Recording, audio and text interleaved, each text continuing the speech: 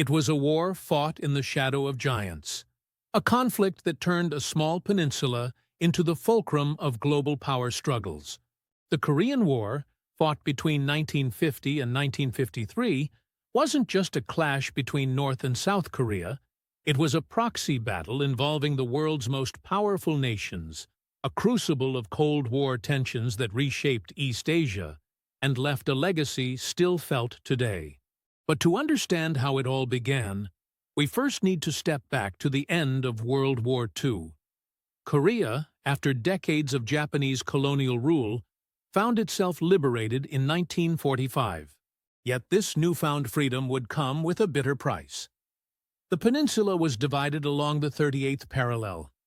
The Soviet Union took control of the north, while the Americans occupied the south. What was supposed to be a temporary arrangement soon became a rigid frontier, as communist ideologies solidified in the north under Kim Il-sung, and a pro-Western government emerged in the south under Syngman Rhee. By 1948, two separate nations were formally established: the Democratic People's Republic of Korea in the north and the Republic of Korea in the south. Neither side recognized the other as legitimate, and both leaders dreamed of unifying the peninsula on their own terms. At dawn on June 25, 1950, North Korean forces launched a massive invasion of the south. Backed by Soviet tanks, weapons, and strategy, over 75,000 North Korean soldiers poured across the 38th parallel, catching the South Korean forces woefully unprepared. Seoul, the South's capital, fell within days. What seemed like a swift and decisive victory for the North was about to become something far larger. The United States, under the leadership of President Harry Truman, quickly saw the invasion as a test of the communist expansion that had begun gripping Eastern Europe and parts of Asia. This wasn't just a Korean conflict in the eyes of American policymakers. It was a front line in the global struggle between democracy and communism. Within days, the United Nations, led primarily by U.S. forces, voted to intervene to protect South Korea. 16 nations would ultimately contribute troops, although the majority came from the United States. Yet, in the early days of the war, victory seemed almost unthinkable for the South. North Korean troops swept southward, driving UN and South Korean forces back into a tiny pocket of land around the port city of Pusan. It was here, in the blistering summer of 1950, that the first major turning point of the war unfolded. The Pusan perimeter. Outnumbered and under constant attack, UN forces made a desperate and successful stand, holding the line long enough for reinforcements to arrive. While the South fought for survival, General Douglas MacArthur devised a daring plan to reverse the tide. On September 15, 1950, UN forces launched an amphibious assault at Incheon, a port city far behind North Korean lines.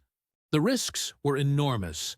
Tides, terrain, and timing were all working against them, but the gamble paid off spectacularly.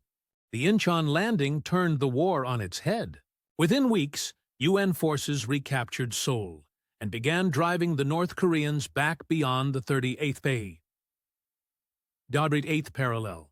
With victory now seeming within reach, UN forces continued their advance into North Korea, aiming to reunify the peninsula under South Korean control. But this bold push came at a cost. It brought the war to China's doorstep. In late 1950, Chinese forces, fearing a hostile U.S.-backed government on their border, entered the war in overwhelming numbers. Hundreds of thousands of Chinese troops, often referred to as the People's Volunteer Army, crossed the Yalu River and launched devastating counterattacks.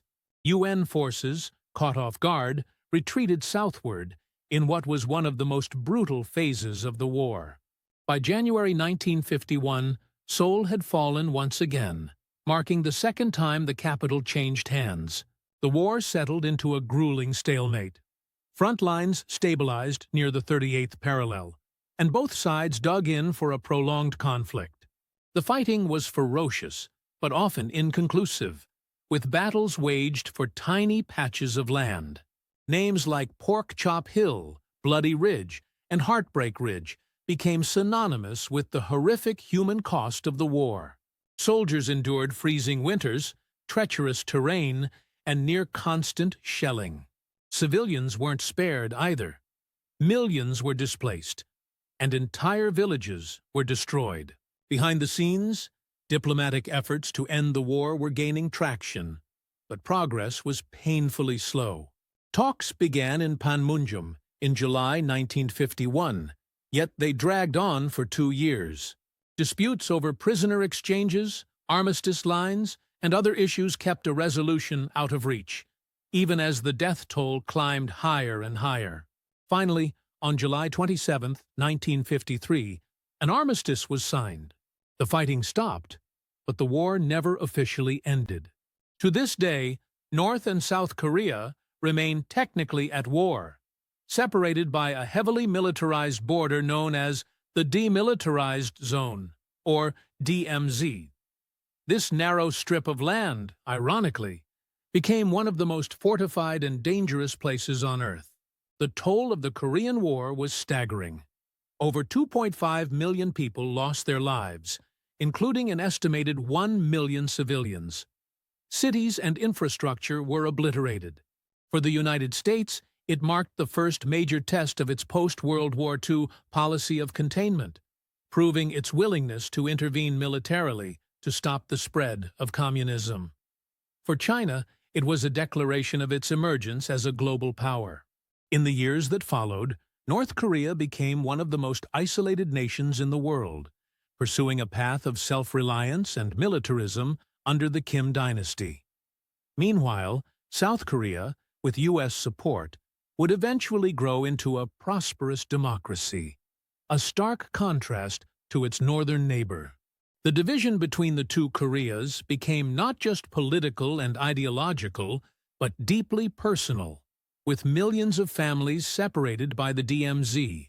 The Korean War is often referred to as the Forgotten War in Western nations, overshadowed by the larger conflicts of World War II and Vietnam. But for those who lived through it, the scars remain all too visible. It was a war that no one truly won, a conflict that drew lines not just on maps, but on the lives of millions. And even today, when we look at the tense relations between North and South Korea, we're reminded that the Korean War was not just a historical event. It was the opening chapter of a story still being written. The Korean War may have faded from the headlines, but its lessons endure. It was a reminder of how the ambitions of the powerful can devastate the lives of the ordinary. It was proof of the resilience of the human spirit, even in the face of unimaginable hardship. And, perhaps most importantly, it was a stark warning of what happens when the world succumbs to division instead of seeking unity.